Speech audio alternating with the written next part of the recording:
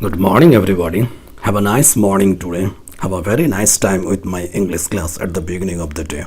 Welcome. You're most welcome to my digital classroom, your spoken English class. Spend just 2 or 3 minutes a day here in my class and be a fluent English speaker very shortly. Today, I'll read 2 beautiful stories with 2 beautiful lessons for all of us. Try to follow me, yes, with all your attention. Now the stories. But you have to wait a bit till the end to know the names and the morals. Let's start. The first story. It is said that in former times the various members of the human body did not work together as amicably as they do now. On one occasion, the members began to be critical of the belly for spending an idle life of luxury, while they had to spend all their time laboring for its support and ministering to its wants and pleasures. The members went so far as to decide to cut off the belly's supplies for the future. The hands were no longer to carry food to mouth, nor the mouth to receive, nor the teeth to chew it.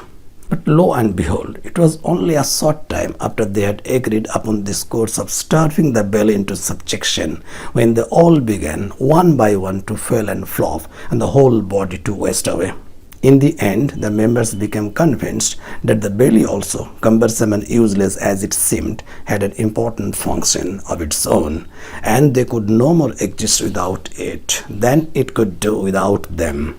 The name of the story, The Belly and the Other Members. And the moral: as in the body, so in the state, each member in his proper sphere must work for the common good. The second story. The frogs always had lived a happy life in the masses. They had jumped and splashed about with never a care in the world. Yet some of them were not satisfied with their easygoing life.